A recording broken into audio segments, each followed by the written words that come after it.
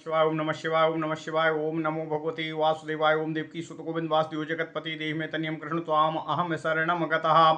अथ श्री ब्रह्म वैवर्त पुराण तृतीय गणपति खंड द्वितीयो अध्याय। भगवान शंकर से पार्वती का खेद प्रकट करना तथा उनके द्वारा देवगण को शाप देना। ओम नमः शिवाय ओम नमः शिवाय ओम नमः शिवाय ओम नमो भगवते वासुदेवाय ओम देवकी सुत गोविंद वासुदेव जगतपति देह में तनियम कृष्ण त्वाम अहम शरणम गतः। नारायण उवाच त्यक्त्वा रतिं महादेवो ददर्श पुरतः सुरान् पलायाध्वामिति प्राह कृपया पार्वती भयातो।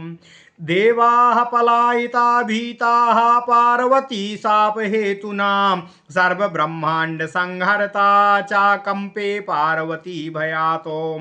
तलपादुत्थाय सा दुर्गा नाचा दृष्ट्वा पुरः सुरान् समुत्थितं कोपवहिनी स्तंभयामास देहतः। ओम नमः शिवाय। अद्य प्रवृत्ति देवा व्यर्थ वीर्या भवन्त्विति सशाप देवीन् तान् देवान् तिरुष्टा बभूवः। ततः शिवा शिवां दृष्ट्वा क्रोध संरक्त लोचनामो रुदतीं नम्र बदनामो लिखन्तीं धरणीतलम्। शिवस्तां दुखितां दृष्ट्वा क्रोध संरक्त लोचनामो हस्ते गृहीत्वा देवेशो वासयामास वक्षसि। अतीव भीता संत्रस्ता उवाच मधुरं वचः। ओम नमः शिवाय ओम नमः शिवाय ओम नमो भगवते वासुदेवाय ओम देवकी सुत गोविंद वासुदेव जगतपते देहि में तनियम कृष्ण त्वाम अहम शरणम गतः। शंकर उवाच कथम रुष्टा गिरिश्रेष्ठ कन्ये धन्ये मनोहरे मम सौभाग्य रूपे च प्राणाधिष्ठात्र देवते।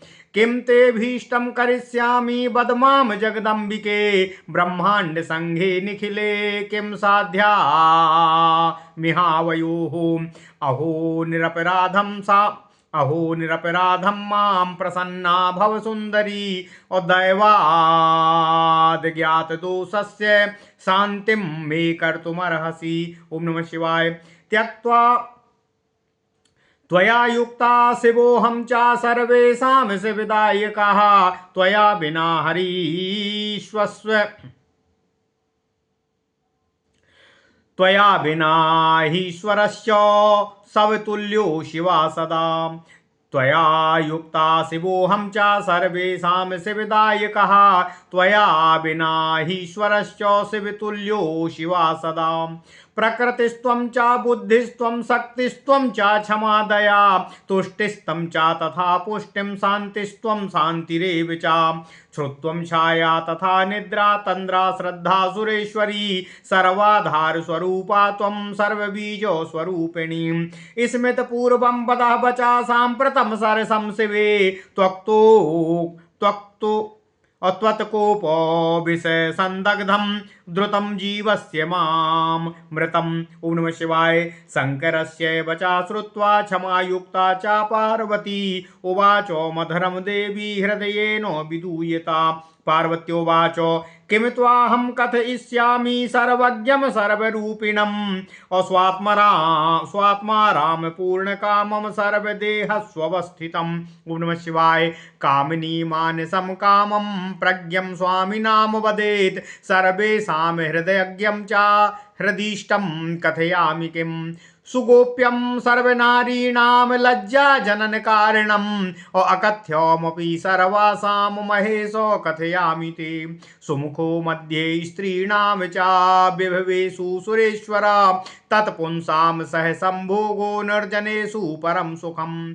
तद्भंगेन च यद्दुःखं तत्समं नास्ति च स्त्रियः तद्भंगेन च यद्दुःखं तत्समं नास्ति च स्त्रियाः। कान्तानां कान्तविच्छेदो शोकः परम दारुणः।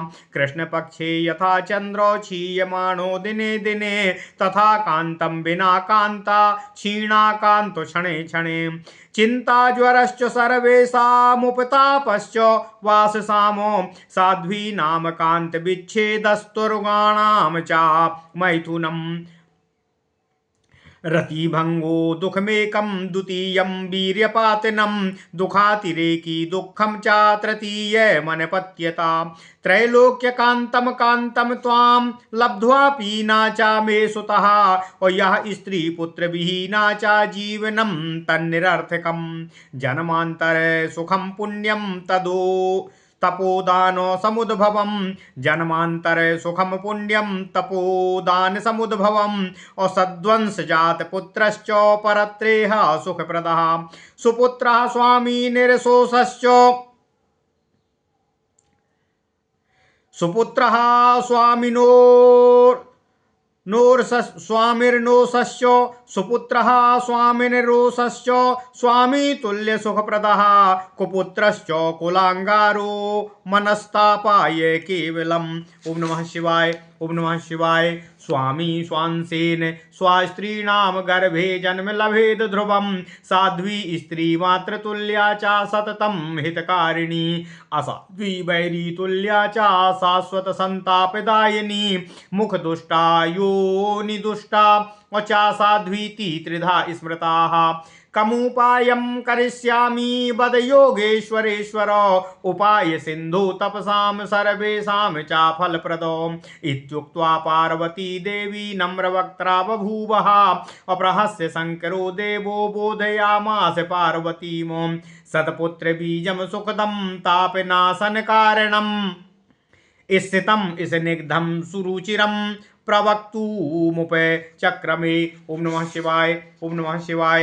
ओम नमो भगवते वासुदेवाय। ओम देवकी सुत गोविंद वासुदेव जगतपते देहि मे तनयं कृष्ण त्वाम अहम शरणं गतः। अथ श्री ब्रह्म वैवर्त पुराण तृतीय गणपति खंड दूसरा अध्याय। भगवान शंकर से पार्वती का खेद प्रकट करना तथा उनके द्वारा देवगण को शाप देना। ओम नमः शिवाय। ओम नमः शिवाय। ओम नमः शिवाय। नारायण ऋषि कहते हैं, हे नारद, भगवान शिव और देवी पार्वती की देवताओं के द्वारा रति क्रिया को भंग करने पर महादेव ने जब सुरत क्रीड़ा का त्याग कर सामने देवगणों को खड़े देखा तब उन्होंने देवी पार्वती से भयभीत होकर तथा देवगण के प्रति दयालु होकर देवताओं से कहा, हे देवताओं, तुम लोग यहाँ से अभी पलायित हो जाओ। इसके बाद पार्वती देवी का शाप मिलेगा। यह सोचकर वहां से देवता भगवान की रति क्रिया भंग करने के पाप भाव को मन में लेकर वहां से पलायन कर गए। उस समय ब्रह्मांड के संहारक महादेव भी पार्वती के भय से कांप रहे थे। तभी देवी दुर्गा रूपी पार्वती सैया से उठी तथा जब देखा कि यहाँ पर कोई देवता नहीं है तब उन्होंने स्वदेह निर्गत क्रोधाग्नि को तत्काल ही स्तंभित कर लिया, रोक लिया। तथापि अत्यंत रोष में भरकर देवी भगवती दुर्गा रूपी पार्वती देवगण को शाप देने को उद्यत हुई। आज से समस्त देवतागण का वीर्य निष्फल तथा संतान उत्पत्ति शक्ति से रहित हो जाएगा। ऐसा देवी दुर्गा रूपी पार्वती ने देवताओं को शाप दिया। देव महेश्वर ने जब देवी पार्वती को क्रोध के कारण आरक्त नेत्र अर्थात लाल नेत्रों से भरा हुआ क्रोधाग्नि से दुखित देखा तथा अवनत मस्तक होकर रुदन करते हुए पृथ्वी पर कुछ अंकित करते हुए देवी को देखा, तब देवेश्वर शिव जी ने देवी का हाथ पकड़कर उठाया तथा उनको अपने वक्ष से लगाकर अत्यंत ही भयभीत अवस्था में उनसे मधुर वचन कहने लगे। ओम नमः शिवाय। ओम नमः शिवाय। ओम नमः शिवाय। भगवान शिव देवी गिरिराज नंदिनी पार्वती जी से कहते हैं, हे देवी, तुम क्रोधित क्यों हो? तुम तो धन्य हो, मनोहर स्वरूपा हो, मेरे सौभाग्य की मूर्ति रूपा तथा मेरे प्राणों की अधिष्ठात्री देवी हो। हे जगदम्बिके, मैं तुम्हारा क्या अभीष्ट साधन करूं वह कहो। इस समग्र ब्रह्मांड में हम दोनों के लिए क्या असंभव है। हे देवी, हे सुंदरी, इसमें मेरा कोई अपराध नहीं है, मुझ पर तो आप प्रसन्न हो जाओ। यदि अनजाने में भी मुझसे कोई त्रुटि अथवा मुझसे कोई दोष तुम्हारे प्रति हो गया है, तब तुम्हारे द्वारा क्षमा प्रदान करना ही मुझे उचित दिखाई देता है। ओम नमः शिवाय, ओम नमः शिवाय। भगवान शिव कहते हैं, हे देवी, हे पार्वती, तुम्हारे संयोग के ही कारण मैं शिव हूँ, जगत का मंगल कर पाता हूँ। हे देवी, यद्यपि मैं ईश्वर हूँ, तथापि तुम्हारे हाथ के बिना मैं सर्वदा शिव ना होकर सब तुल्य हूँ तथा अकल्याण करने वाला हो जाता हूँ। हे देवी, हे जगदम्बिके, तुम ही प्रकृति हो, तुम ही बुद्धि हो, तुम ही क्षमा और दया हो, तुम ही तुष्टि, पुष्टि, शांति, शांति, सुधा, छाया, निद्रा, तंद्रा और श्रद्धा हो। हे देवी, हे जगदम्बिके, तुम ही सर्वाधार तथा सबकी बीज रूपा हो। तनिक मुस्कान के साथ सरस वाणी से मुझसे बात करने की कृपा करो। हे देवी, तुम्हारा जो कोप रूपी यह विष है, उसकी ज्वाला से दग्ध होकर मैं मृत्यु तुल्य हो रहा हूँ। शीघ्र ही मुझे जीवन प्रदान करो। कोपयुता देवी ने महेश्वर का कथन सुनकर अपने हृदय के दुख को कुछ क्षण के लिए अपने ही हृदय में दबाकर भगवान शिव जी से मधुर वाणी में क्षमा युक्त होकर कहा। देवी पार्वती भगवान शिव जी से कहती हैं, हे महादेव, हे प्रभु, आप सर्वज्ञ हैं, आप सर्वरूप हैं तथा आत्मा राम और पूर्ण काम तथा सभी के शरीर में अवस्थित रहने वाले हैं। मैं क्या कह सकती हूँ।